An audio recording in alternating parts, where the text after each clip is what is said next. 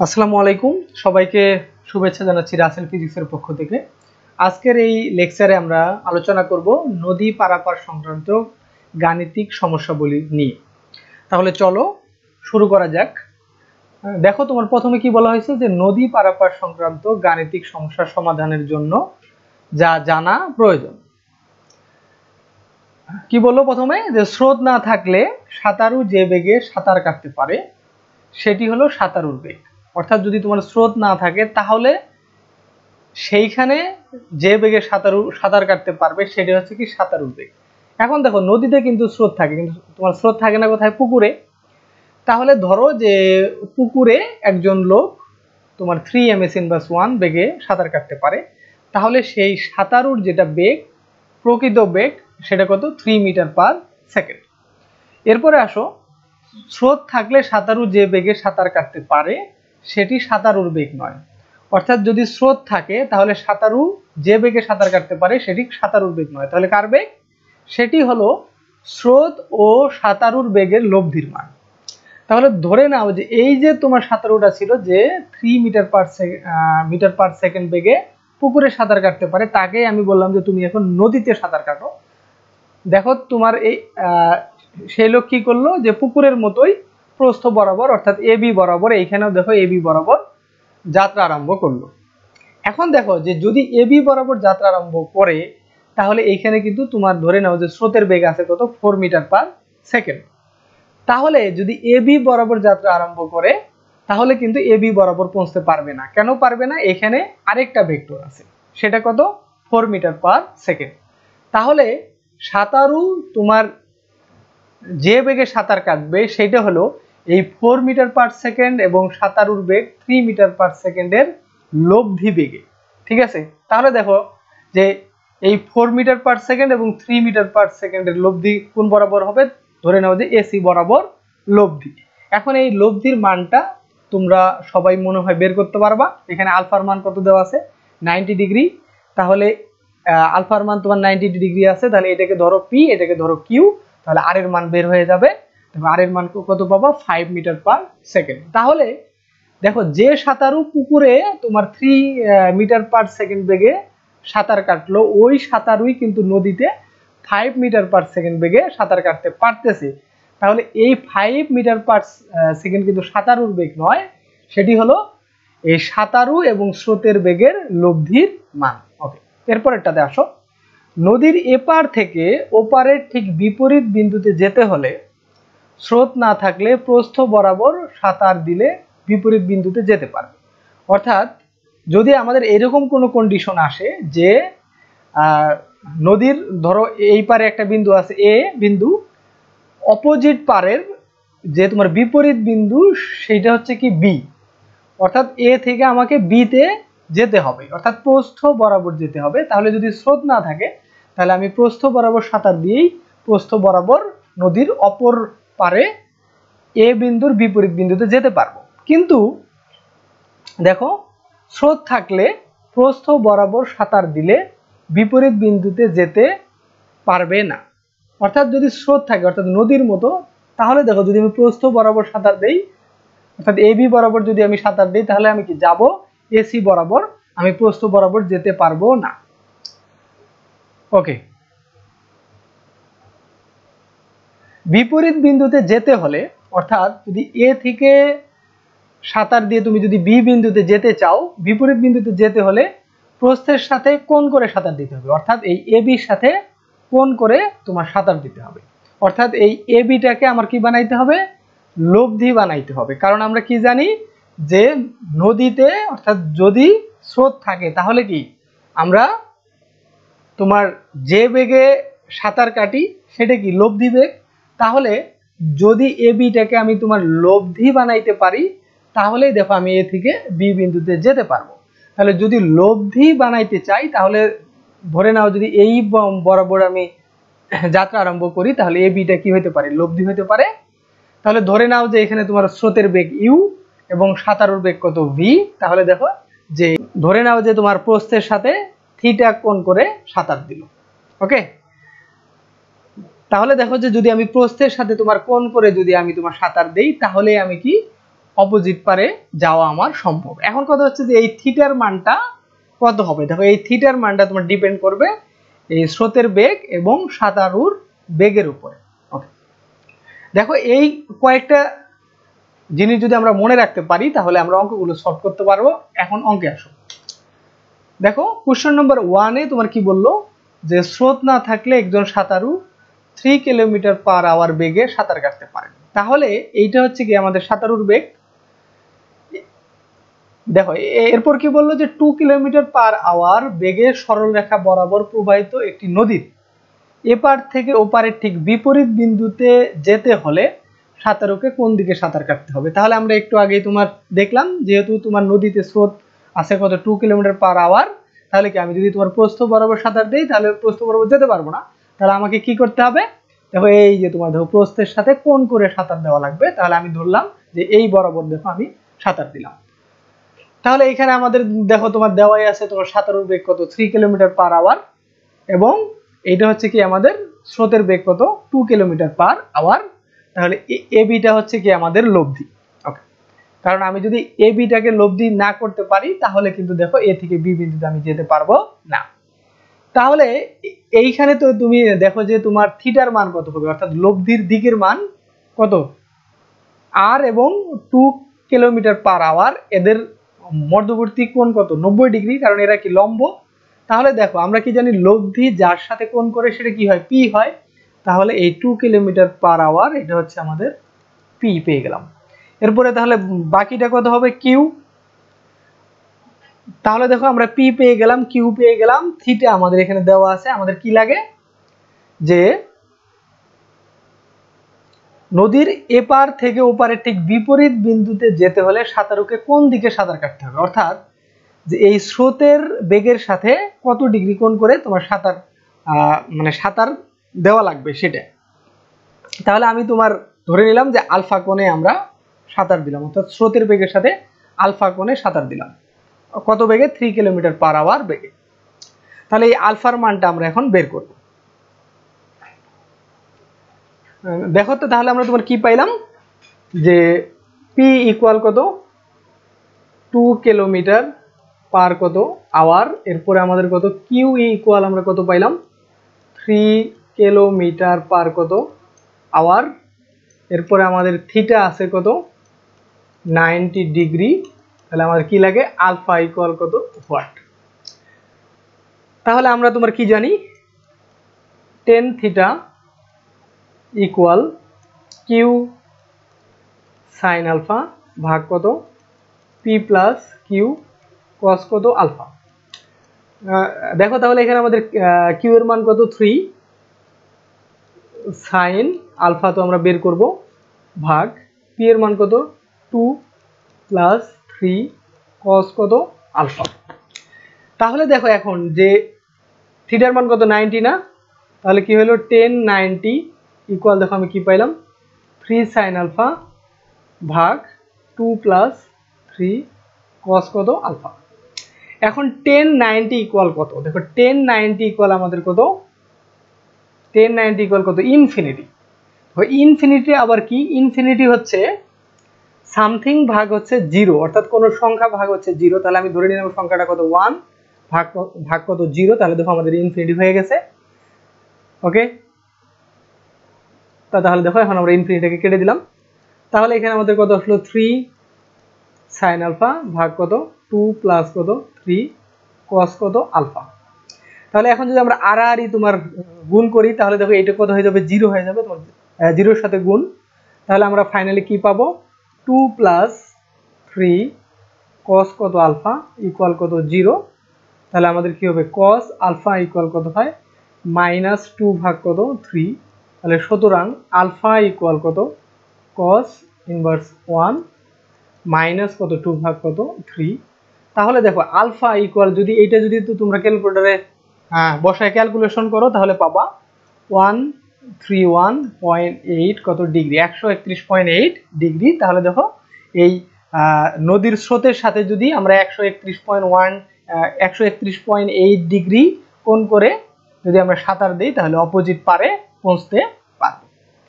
ওকে, এরপরে আসো দেখো এই অঙ্কটাতে কি বলা হয়েছে যে একজন লোক স্রোতহীন অবস্থায় 100 মিটার প্রশস্ত একটি নদী 4 মিনিটে সোজাসুজি সাঁতরিয়ে পার হতে পারে। অর্থাৎ যদি স্রোত যদি না থাকে, অর্থাৎ যদি তোমার পুকুরের মতো হয়, তাহলে 100 মিটার একটা কি প্রশস্ত নদী কয় মিনিটে? 4 মিনিটে পার হতে পারে। তাহলে দেখো যে এটার কি দেওয়া আছে, নদীর প্রস্থ দেওয়া আছে এবং সময় দেওয়া আছে। আমি তোমার কি চাচ্ছি যে এই সাঁতারুর বেগ কত। কেন? যে স্রোতহীন অবস্থায় সাঁতারু যে বেগে সাঁতার কাটতে পারে সেটাই তো আমাদের সাঁতারুর বেগ। তাহলে আমরা সাঁতারুর বেগটা প্রথমে বের করে নেব। ওকে,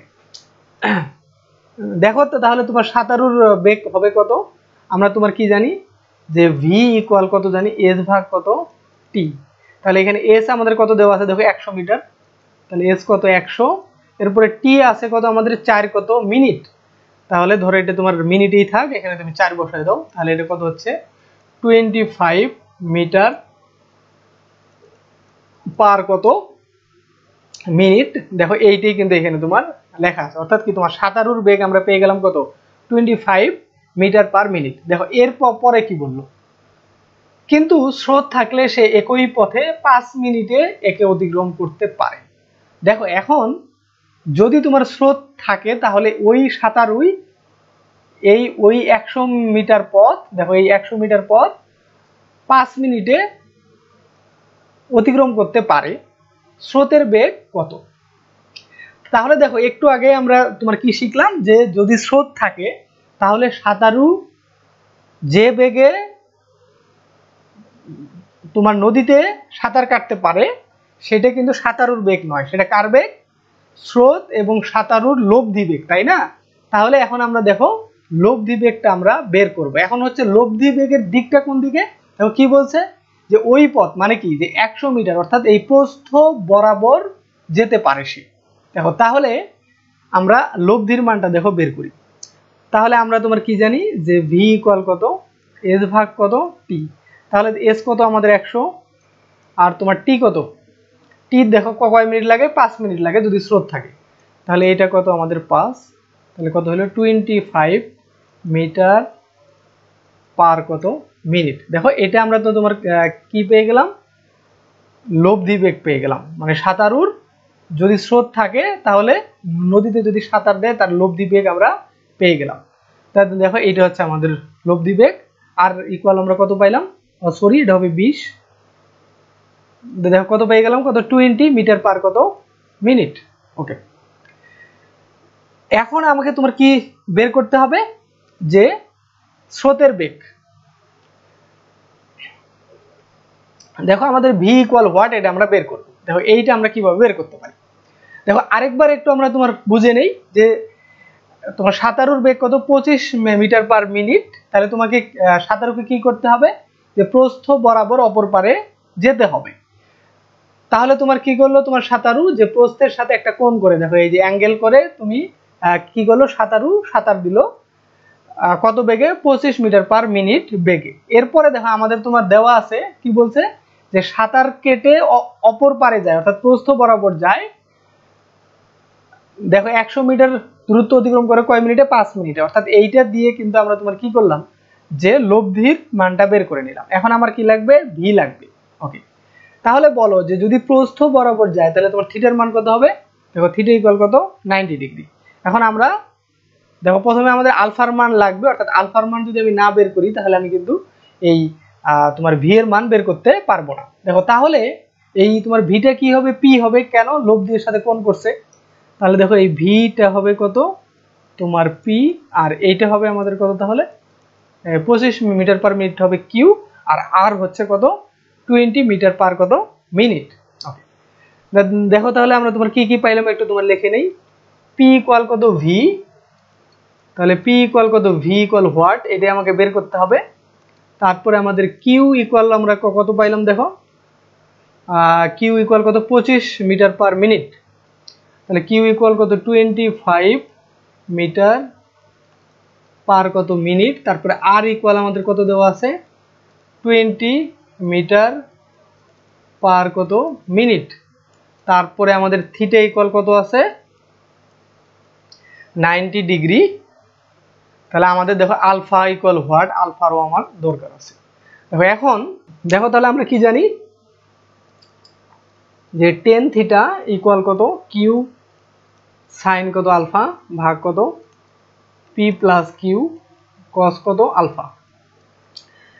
তাহলে এখানে তুমি কিউ এর মান বসে দাও, কিউ কত 25 সাইন কত আলফা ভাগ কত পি কত ভি, তাহলে ভি আমরা বের করব প্লাস 25 কস কত আলফা।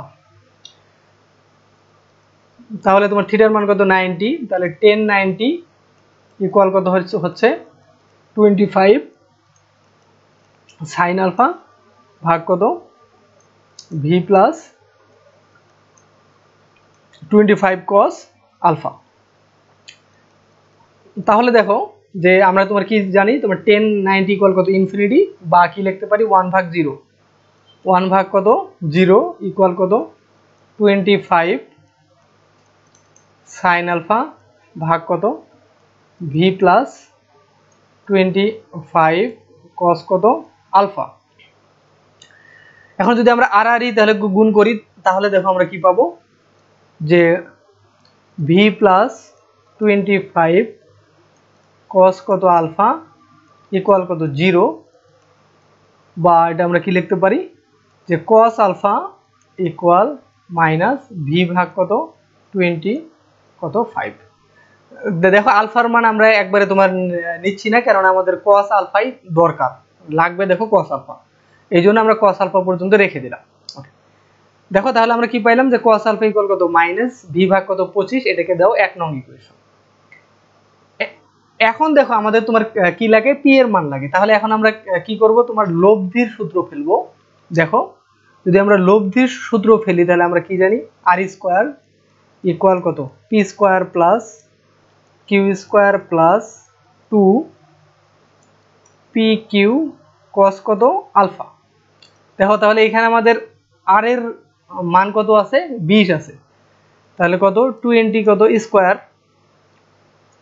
ইকুয়াল পি কত ভি, তাহলে ভি স্কোয়ার প্লাস কিউ কত 25 স্কোয়ার প্লাস 2 পি কত ভি, তাহলে কিউ কত তোমার 25 গুণন দেখো এখানে আমাদের কি আছে কস আলফা। দেখো কস আলফার মানটা কিন্তু আমাদের 1 নং ইকুয়েশনে আছে কত মাইনাস ভি ভাগ 25, তাহলে এটা মাইনাস ভি ভাগ কত 25, তাহলে এই 25 কেটে দাও। দেখো তাহলে আমাদের হচ্ছে কি যে এইখানে কি আছে তোমার মাইনাস ভি, তাহলে প্লাসে মাইনাসে কত মাইনাস, দেখো এক লাইন লিখে আরো, তাহলে তোমার 20 স্কোয়ার করলে কত হবে 400, 25 স্কোয়ার করলে কত 625, এরপরে প্লাস ভি স্কোয়ার, এরপরে এখানে কি হবে তাহলে মাইনাস 2 ভি স্কোয়ার, মাইনাস কত 2 ভি স্কোয়ার। ওকে দেখো তাহলে এইখান থেকে আমরা তোমার কি লিখতে পারি যে মাইনাস 2 ভি স্কোয়ার থেকে প্লাস যদি ভি স্কোয়ার যায় তাহলে কি হবে মাইনাস ভি স্কোয়ার, তাহলে মাইনাস ভি স্কোয়ারকে আমি এই পারে নেই, তাহলে কি হবে প্লাস ভি স্কোয়ার ইকুয়াল এই পাশে তোমার আছে কত, যাই হোক এটা তোমার 625, এটা কত 625, আর এই পাশে আছে প্লাস, এই পাশে আসলে কি হবে মাইনাস, মাইনাস কত 400 ইকুয়াল হবে কত দেখো 225, 22 কত 5, সুতরাং ভি ইকুয়াল কত হবে রোড ওভার 22 কত 5 ইকুয়াল কত 15 মিটার পার কত মিনিট, 15 মিটার পার কত মিনিট। দেখো তো তাহলে তুমি কি পাইলে যে স্রোতের বেগ কত 15 মিটার পার মিনিট, অর্থাৎ এই যে তুমি স্রোতের বেগ ভি ইকুয়াল ভট রাখছিলাম, এটা তাহলে কত হবে বলো 15 মিটার পার মিনিট। ওকে এরপরে আসো দেখো এই অঙ্কটা একটু দেখো, কোশ্চেন নম্বর 3 তে কি বলা হয়েছে যে একটি নৌকা নদীর প্রস্থ বরাবর 20 মিটার পার সেকেন্ড বেগে চলা শুরু করলো। দেখো এই যে নদীর প্রস্থ বরাবর এবি বরাবর 20 মিটার পার সেকেন্ড বেগে চলতে শুরু করলো। নদীর স্রোতের বেগ 15 মিটার পার সেকেন্ড হলে, অর্থাৎ তোমার স্রোতের বেগ কত 15 মিটার পার সেকেন্ড হলে, এবং নদীটি 2 কিলোমিটার প্রশস্ত হলে, অর্থাৎ নদীটা তোমার প্রস্থ কত 2 কিলোমিটার হলে অপর পারে পৌঁছতে নৌকাটির কত সময় লাগবে, নৌকাটির লব্ধি বেগ কত হবে। তাহলে দেখো যে যদি তোমার নৌকা এবি বরাবর চলা শুরু করে তাহলে কি অবশ্যই এসি বরাবর যাবে, তাই তো। তাহলে অর্থাৎ তাহলে এই তোমার এসিটা কি হবে, লব্ধি, এই আর এর মানটা এখানে চাচ্ছে। দেখো আমরা প্রথমে আর এর মানটা বের করে ফেলি। তাহলে আর এর মানটা যদি আমরা তোমার বের করতে চাই তাহলে আমরা কি জানি, লব্ধি যার সাথে কোণ উৎপন্ন করে সেটা কি পি। তাহলে দেখো এই 15টা কি হবে, 15টা হবে কত পি, তাহলে বাকিটা এটা হবে কত আমাদের কিউ। এখানে আলফা ইকুয়াল কত, দেখো আলফা কি ভেক্টর দ্বয়ের মধ্যবর্তী কোণ, অথবা কি বলতে পারি পি এবং কিউ এর মধ্যবর্তী কোণ। এখানে দেখো আলফা ইকুয়াল কত হবে 90 ডিগ্রি, আলফা ইকুয়াল কত হবে 90 ডিগ্রি। কেন, পি এবং কিউ পরস্পর লম্ব। তাহলে আমাদের কি লাগে, আর লাগে। দেখো তাহলে আমরা তোমার সূত্র কি জানি, R square equal P square plus Q square plus 2পি কিউ কস কত আলফা। তাহলে এখানে পি এর মান কত 15, 15 স্কোয়ার প্লাস কিউ এর মান কত 20 স্কোয়ার প্লাস 2 পি কত 15 গুণন কত 20 কস কত 90। এখন দেখো কস 90 এর মান কত 0 না, তাহলে তোমার 0 এর সাথে যদি এটা গুণ করি পুরোটাই কি হবে 0। তাহলে আর ইকুয়াল হচ্ছে কত রুট ওভার 15 স্কোয়ার যোগ কত 20 স্কোয়ার। দেখো যে যদি আমরা এটা যদি তোমরা ক্যালকুলেশন করি তাহলে আমাদের আসবে কত 25 মিটার পার কত সেকেন্ড। তাহলে দেখো যে আমরা তোমার নৌকাটির লব্ধি বেগ পেয়ে গেলাম, সেটা আর ইকুয়াল কত 25 মিটার পার সেকেন্ড। দেখো এর আগে আমাদের তোমার কি বলা ছিল যে অপর পারে পৌঁছতে নৌকাটির কত সময় লাগবে। দেখো এবি বরাবর নৌকাটা তোমার চলা শুরু করলো, তাহলে কি যেহেতু তোমার নদীতে স্রোতের বেগ আছে তাহলে কি লব্ধি বরাবর যাবে এসি বরাবর। খুব ভালো।